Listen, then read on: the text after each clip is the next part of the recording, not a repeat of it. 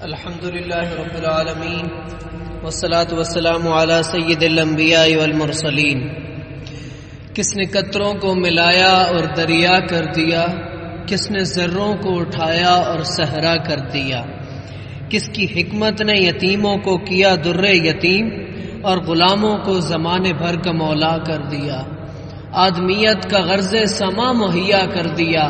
ایک عرب نے انسانیت کا بول بالا کر دیا۔ صدر ذی وقار اور مسند انصاف پر براجمان منصفین حضرات اور میرے معزز سامعین کرام، السلام علیکم ورحمۃ اللہ۔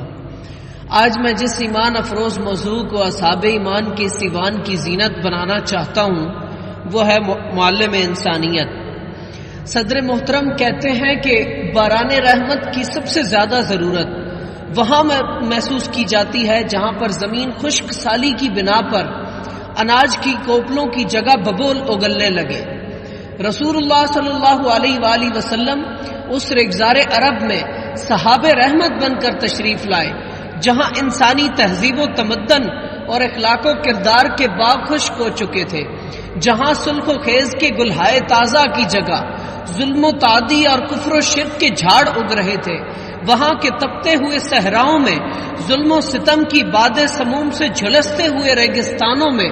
خدا کی عظمت و تقدیس اور انسانی عظمت و کردار کے منکر انسانوں کی آنکھوں سے شرم و حیا کے پانی کی ایک ایک بوند خشک ہو چکی تھی۔ تو ایسے میں جناب رسول اللہ صلی اللہ علیہ وآلہ وسلم مجسم رحمت و برکت بن کر تشریف لائے تو یکا یک کشت ایمان و یقین لہلہا اٹھی۔ شاعر نے اس احساس کی کچھ یوں ترجمانی کی ہے: سلام اے آمنہ کے لال اے محبوب سبحانی، سلام اے آمنہ کے لال اے محبوب سبحانی، سلام اے فخر موجودات فخر نو انسانی، تیرے آنے سے رونق آ گئی گلزار ہستی میں، شریک حال قسمت ہوا پھر فضل ربانی۔ صدر ذی وقار رسول اللہ صلی اللہ علیہ وآلہ وسلم محسن کائنات کی انسانیت نوازی دیکھنی ہو تو تاریخ کے دھارے کو 14 صدیاں قبل موڑ دیجئے اور اس وقت کا تصور کیجئے کہ جب آپ مکہ میں فاتحانہ انداز میں داخل ہو رہے تھے، آپ کے خلاف دشمنوں کی ہر تحریک مزاحمت دم توڑ چکی تھی، آپ اپنے خدائے جلیل کی عظمت و برتری کے مظہر بن کر تاریخ کے عظیم ترین فاتح کی حیثیت سے اپنے آبائی شہر مکہ میں قدم رنجہ فرما رہے تھے۔ یہ وہی شہر تھا جہاں سے آپ کو ہجرت کرنے پر مجبور کیا گیا تھا۔ بزم ہستی دم بخود تھی، وقت کی رفتار تھم چلی تھی، آپ کے تمام مادہ، آپ کے خون کے پیاسے، آپ کے جسم اثر پر غلاظت پھینکنے والے، آپ کو پتھر مارنے والے، آپ کی راہوں میں کانٹے بچھانے والے، جنت کے گلزاروں کی بشارت دینے والے پر عرصہ حیات تنگ کرنے والے، پیکر انوار خدا بندی کو اپنی ناپاک سازشوں سے نقصان پہنچانے کے عزائم باندھنے والے، جن کے قدموں میں محراب کعبہ جھکے ان پر بہتان ترازی کرنے والے، وحشت و بربریت کے رسیا، ظلم و تعدی کے خوگر، انسانی لہو کی بھیٹ لینے والے، جذبات محبت و شفقت سے محروم،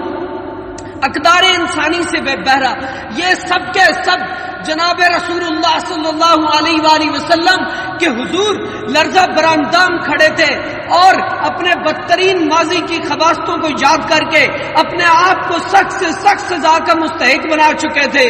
ان کے دل آنے والی لمحوں کی ہولناکی سے لرزاں تھے، ان کی آنکھیں شرم و ندامت کے مارے زمین میں گڑی جا رہی تھی، لیکن اس کے ساتھ ساتھ وہ جناب رسول اللہ صلی اللہ علیہ وآلہ وسلم کی رحمت للعالمین سے خوشگوار توقعات بھی وابستہ کیے ہوئے تھے کہ اچانک آپ کے لمحہ جان نواز سے یہ زندگی بخش دائے عام ابھرتی ہے، لا تثریب علیکم اليوم، جاؤ آج تم سے کوئی باز پرس نہیں۔ بقول شاعر وہ ایک امی کے ہر دانش کو ٹھکراتا ہوا آیا، وہ ایک امی کے ہر دانش کو ٹھکراتا ہوا آیا، وہ ایک دامان بخشش پھول برساتا ہوا آیا، وہ ایک نرمی کے سنگ و خشت کے سینے میں جا اتری، وہ ایک نرمی کے سنگ و خشت کے سینے میں جا اتری، وہ ایک شیشہ کے ہر پتھر سے ٹکراتا ہوا آیا۔ تیرے دل کے سوا آسودگی یہ دل کہاں ملتی، تیرے دل کے سوا آسودگی یہ دل کہاں ملتی،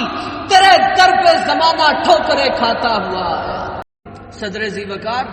یہ رسول اللہ صلی اللہ علیہ وآلہ وسلم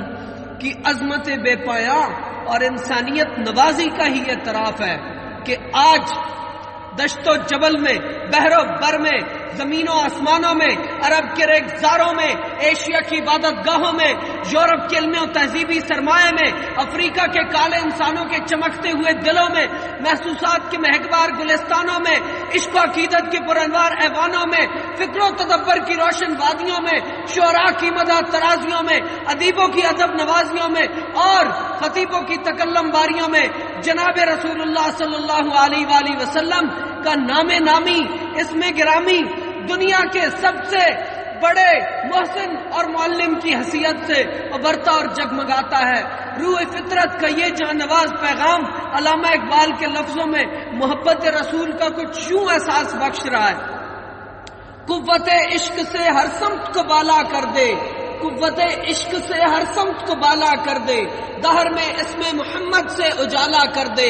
ظلمت و کفر و جہالت پہ زوال لاتا ہے، نور قرآن لیے بدر کمال لاتا ہے، زندگی مجھ پہ لٹاتی ہے مسرت کے گلاب کہ جب بھی سرکار کی رحمت کا خیال آتا ہے، سیدی کہہ کے بلاتے ہیں صحابہ اس کو، زیر دامان محمد جو بلال لاتا ہے، زیر دامان محمد جو بلال لاتا ہے، جس کو ہوا سرکار دو عالم سے لطف نصیب، کون کہتا ہے پھر اس کو زوال لاتا ہے؟ وما علینا الا البلاغ۔